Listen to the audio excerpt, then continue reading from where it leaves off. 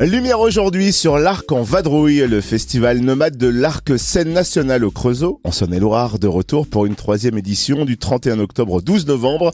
L'Arc emmène artistes et spectacles en vadrouille dans les villes et villages de la communauté urbaine Creusot-Monceau. Des spectacles au format particulier conçus pour ne pas être joués dans des théâtres. On découvre le programme de cette 3e édition avec Amélie Damani-Moussa, secrétaire générale de l'Arc. Bonjour. Bonjour. Mais alors une première question se pose, pourquoi l'Arc souhaite-t-on partir en vadrouille ? Eh bien, c'est toujours un plaisir d'aller aussi sur le territoire, de rencontrer les communes, d'autres publics aussi, que le public qui vient à l'Arc. C'est un moment où à la fois ça permet de proposer d'autres types de spectacles, d'autres types de rapports au public, un rapport un peu plus intimiste, et puis aussi effectivement de rencontrer de nouveaux partenaires, de nouveaux publics. Voilà, c'est toujours un moment assez joyeux pour nous effectivement. Alors, l'originalité du festival L'Arc en Vadrouille, c'est de proposer des spectacles sous des formes particulières, loin d'une conception classique pour être joué dans des théâtres. Quel genre de spectacle va agrémenter cette 3e édition ?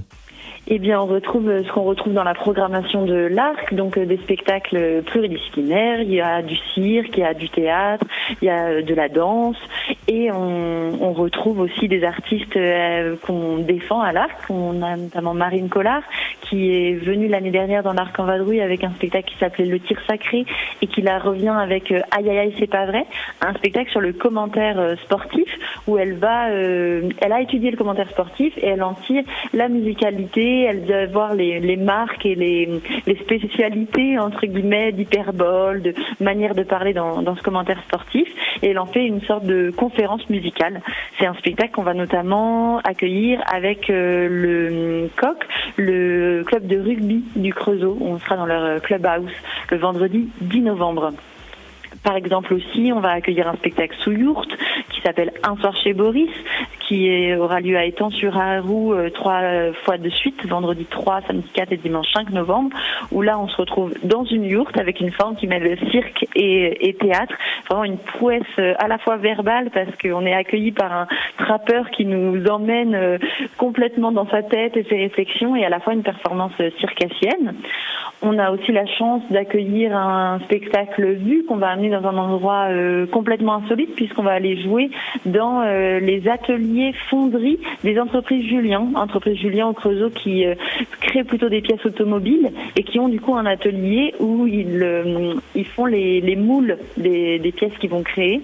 Donc le spectacle jouera dans l'atelier fonderie. C'est un spectacle qui est vraiment théâtre d'objets, cirque, une dimension un peu clownesque aussi d'un personnage complètement rigide, complètement toqué, qui a toutes ses petites habitudes, puis qui là va être perturbé et qui va un peu exploser, comme une cocotte minute un peu qui se retrouve décalé en décalé, puis qui finit par péter les plombs d'une certaine manière.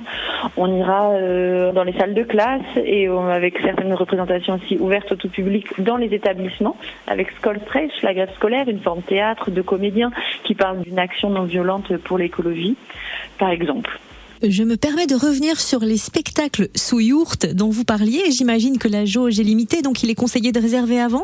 Exactement, oui. On peut réserver en ligne ou en appelant la billetterie. Toutes les infos sont sur le site de l'Arc. Et quels sont les autres temps forts de cette 3e édition du festival L'Arc en Vadrouille ? J'ai parlé d'Aïe aïe aïe c'est pas vrai. À chaque fois, c'est des soirées qu'on propose 2 spectacles qui peuvent s'enchaîner, et Rhino et Aïe aïe aïe. Et du coup, le vendredi, samedi et dimanche, il y a la possibilité de faire ces 2 spectacles qui sont donc 2 dimensions qui ont pour nous un rapport avec le sport, Aïe aïe aïe dont j'ai parlé, et aussi Rhino puisqu'il nous parle du rapport au vélo, ces 2 acrobates sur vélo. Alors on rappelle que cette 3e édition de l'Arc en Vadrouille, c'est du 31 octobre au 12 novembre. Où peut-on retrouver tout le programme de cette édition ? Vous le trouverez en ligne, donc sur le site de l'Arc, et puis en nous suivant aussi sur les réseaux sociaux, Instagram, Facebook, où on publie globalement tout notre programme. Merci Amélie Damani-Moussa, secrétaire générale de l'Arc, scène nationale au Creusot. Merci à vous.